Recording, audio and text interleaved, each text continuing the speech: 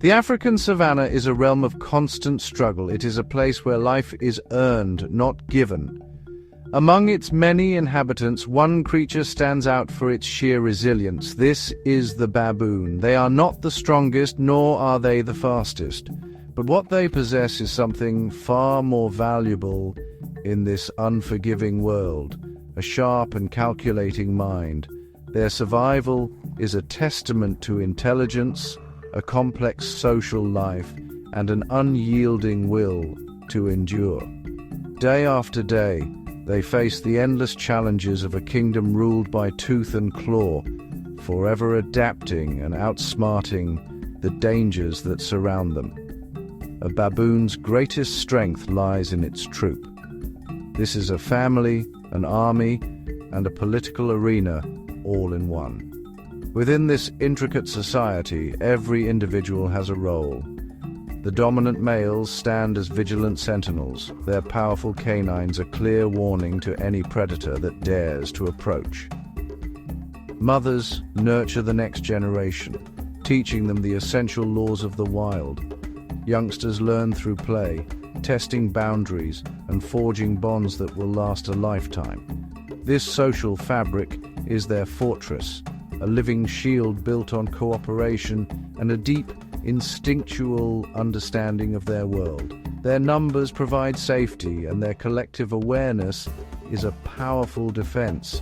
Yet even for these masters of strategy, the landscape presents formidable obstacles. Water, the very source of life, often marks a line of great peril. Rivers and waterholes are magnets for predators, who lie in wait for a moment of distraction. Crocodiles lurk beneath the calm surface, their silent presence a constant threat. For a baboon troop, crossing a river is a moment of extreme tension. They must be coordinated, watchful, and swift. Every splash, every ripple in the water could signal a life or death encounter. It is a calculated risk, a journey into a dangerous borderland where their intelligence is put to the ultimate test. The challenges they face have honed their wits to a razor's edge. They are problem solvers of the highest order. They have learned to exploit every resource, from the smallest insect to the most hidden fruit.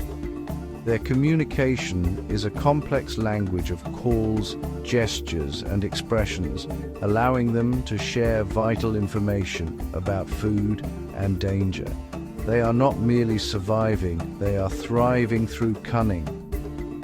Each sunrise brings a new set of problems, and with it, another opportunity for the baboons to demonstrate their remarkable ability to think, to plan, and to outmaneuver the savage forces of their kingdom.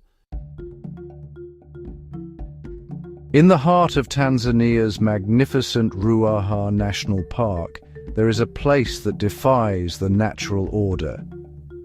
It is an open, grassy clearing known simply as the glade. Here, something extraordinary occurs. An unspoken agreement, a rare and delicate truce, exists between two of the savanna's most formidable rivals, a troop of baboons and a pride of lions. In any other part of Africa, the sight of these two species in such close proximity would signal an imminent and violent confrontation.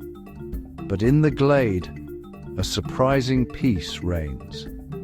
The air is not filled with the sounds of battle, but with a tense and watchful calm. The arrangement is born from mutual benefit.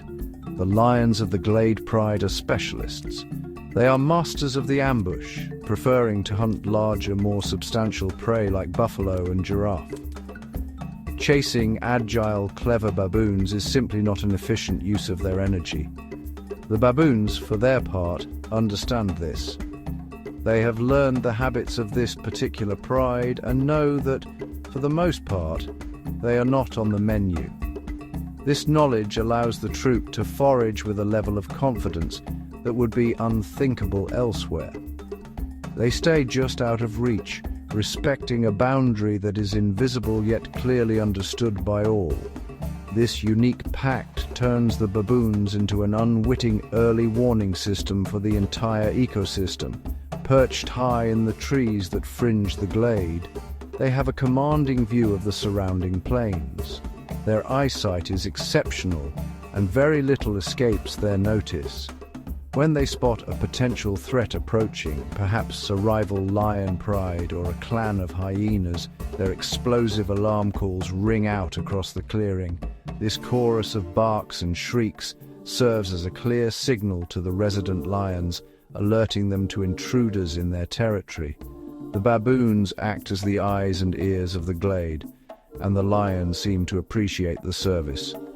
For other animals, like the ever-wary kudu, this truce creates a strange sanctuary. These elegant antelope are drawn to the glade, knowing that the presence of the lions keeps other predators at bay.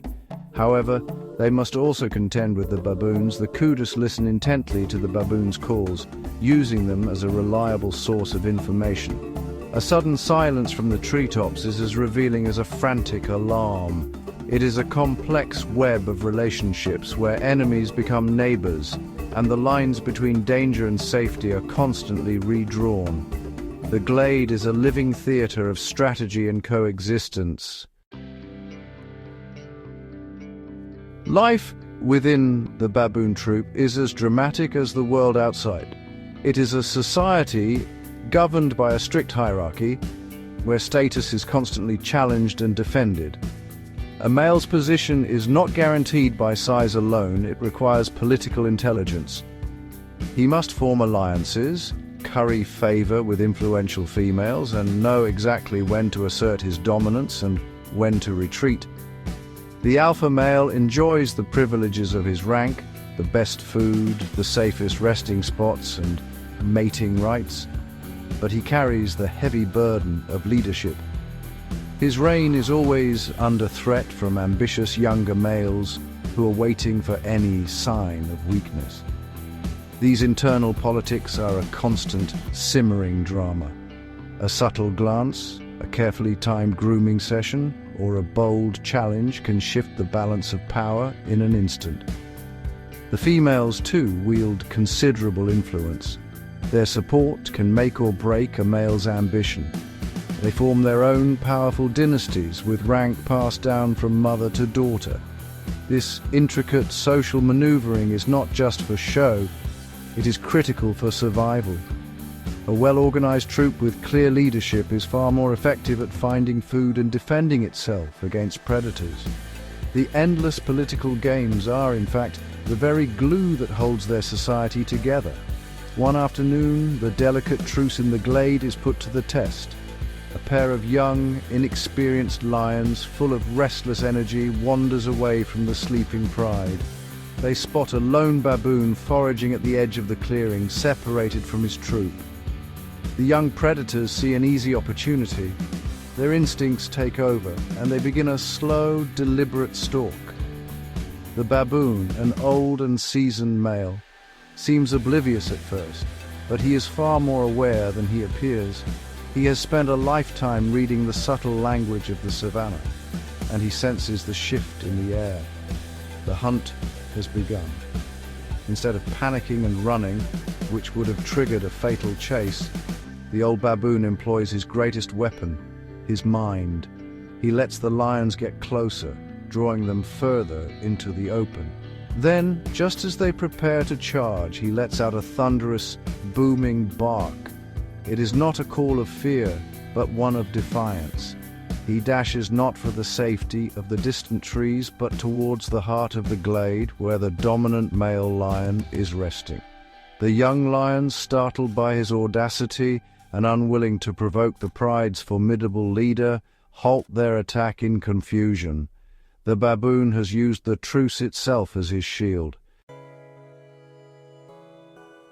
The old baboon's clever escape is a masterclass in survival.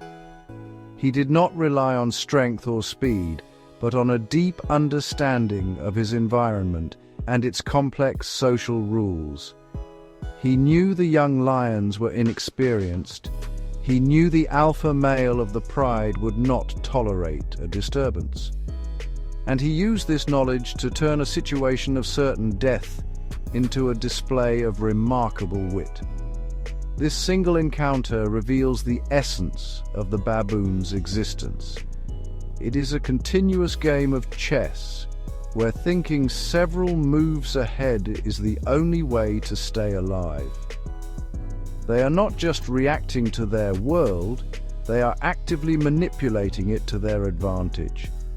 This intricate dance between predator and prey, ally and rival, is what defines life in the glade.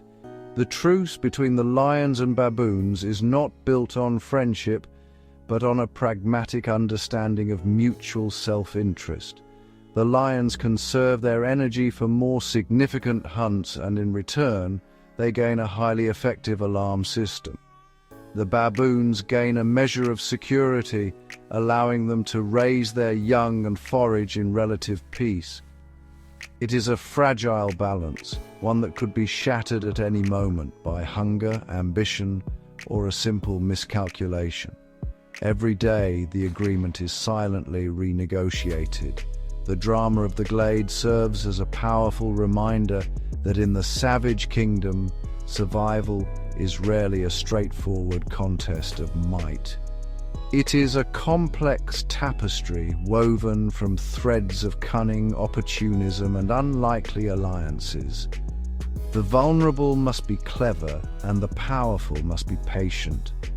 The baboons, with their intricate social lives and sharp intellects, have perfected this art.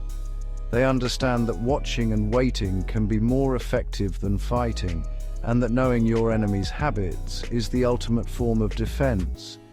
Their story is one of intellect, triumphing over brute force. As dusk settles over Ruaha, the baboon troop retreats to the safety of their roosting trees. The lions begin to stir, their thoughts turning to the hunt that lies ahead. The uneasy peace of the glade holds for another night. For the baboons, survival is a continuous calculation of risk and reward. It is about knowing when to be bold and when to be cautious, who to trust and who to fear. In this ancient and unforgiving land, they have proven that the sharpest weapon of all is not the claw or the canine, but a truly brilliant mind.